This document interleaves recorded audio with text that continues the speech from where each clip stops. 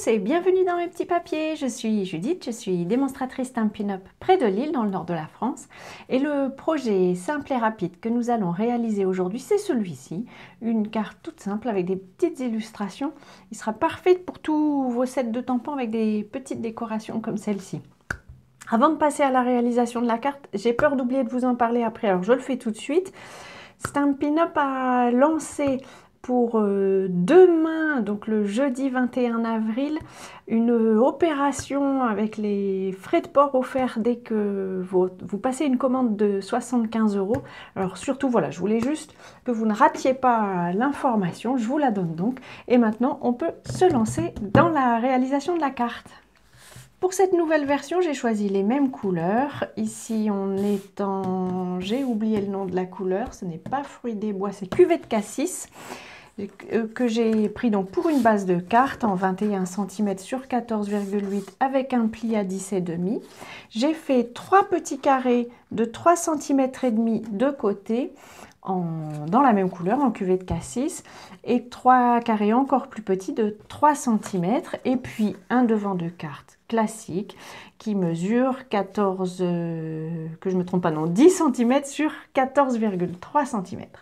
Pour la décoration, j'ai choisi d'utiliser le set de tampons Charmante Amie. Donc, c'est vraiment un sketch, un modèle de carte que vous pourrez faire avec tous les sets de tampons où vous avez des petites illustrations comme ça les mettra bien en valeur. Je trouve ça joli comme tout. J'ai choisi ces 3 illustrations-ci, et puis parce que j'ai envie qu'elles aient des couleurs différentes pour les feuilles, la tige et la fleur elle-même, j'ai choisi de les mettre en couleur avec les feutres. En couleur, j'ai pris sapin ombragé et à nouveau cuvée de cassis. Alors, on va pouvoir commencer tout de suite en décorant ces petits carrés. Alors cette illustration-ci, par exemple, elle est plus grande, mais donc je vais la mettre, on n'en verra qu'une partie. Comme je ne sais pas bien comment je vais tamponner, je vais quand même ancrer, mettre en couleur toute la tige. Ça évitera d'avoir un bout qui disparaît. Ça serait pas très joli. Donc je mets en couleur, vous m'avez déjà vu faire, hein, je couche la plume, le feutre, c'est un peu comme un pinceau un pinceau. Je cherche mes mots. Voilà, et donc, comme vous m'avez déjà vu faire, je mets tout en couleur. Et ensuite, parce que l'encre aura probablement un peu séché, j'humidifie en envoyant de la vapeur dessus, comme on faisait quand on était petit pour faire des dessins sur les fenêtres de la voiture. Voilà, le premier est terminé. Je vais aussi le nettoyer. Alors, vous savez, moi, mon préféré, c'est le Stampin' Scrub, mais évidemment, le chamois synthétique ira très bien aussi. Alors, en voici une. Voici la deuxième. J'en profite pour papoter. Donc, je vous disais, hein, le Stampin' Up pour le 21 avril lance une opération où les frais de port sont offerts pour toute commande qui dépasse 75 €. C'est l'occasion. Alors, si vous glissez un lot, un papier cartonné, etc. Alors, si vous avez envie, moi, je ferai une commande groupée. Envoyez-moi un message. Donc, je ferai ma commande groupée jeudi soir. Je fais la même chose.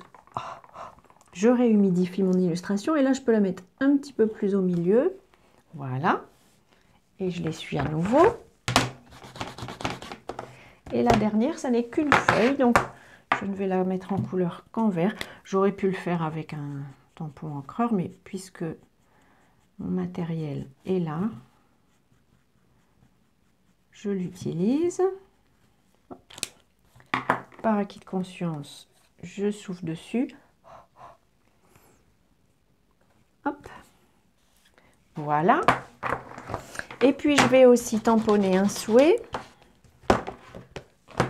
J'ai choisi juste comme ça, parce qu'il fait partie du set de tampons de Charmante Amie, parce que ça permettra, voilà, c'est une carte qu'on pourra envoyer juste comme ça. Et je pense que je vais mettre le souhait en cuvée de cassis. Décidément, je n'arrive pas à retenir le nom de cette couleur. Je pourrais très bien choisir de mettre juste, par exemple, en sapin ombragé, et puis comme ça, dans l'autre couleur. Je vérifie quand même avant que j'arrive à tamponner à peu près droit. C'est à peu près droit. Allez, espérons que ça marche. Je dispose bien le papier sur mon papier quadrillage. C'est un peu... Oui, ça va. Je me dis que l'œil est aidé si je mets bien ma feuille dans le quadrillage. Je me méfie des illusions d'optique si je mets ma feuille de travers. On va maintenant pouvoir monter tout ça. J'ai pas bien nettoyé le tampon, je le ferai tout à l'heure. Pour disposer mes petites illustrations, je vais juste les coller avec de l'adhésif scellé. Hop, sur ma petite base.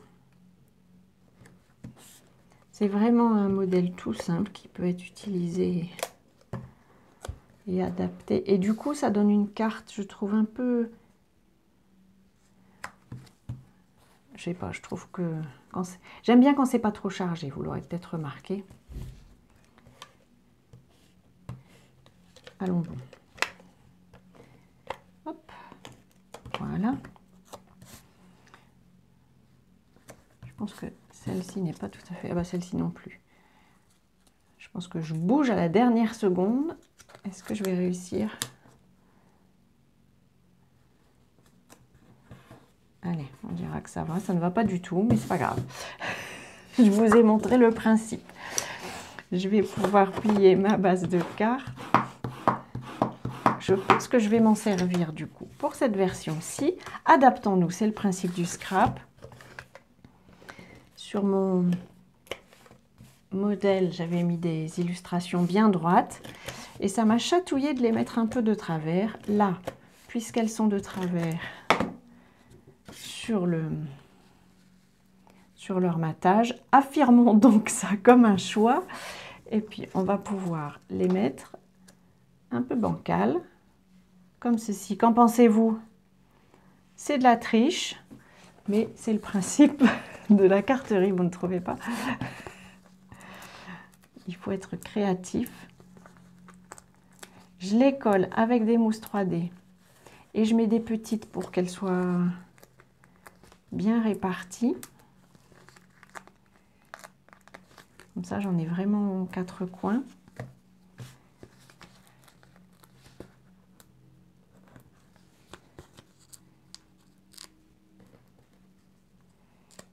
Ça rend les calculs beaucoup plus simples parce que sur celui-ci, j'étais un peu embêtée, je ne savais, j'étais pas sûre d'être bien droite.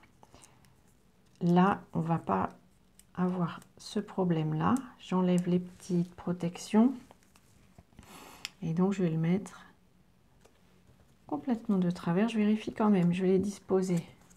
Je vérifie que j'ai la place pour les mettre. Oui, c'est bon. J'enlève les protections.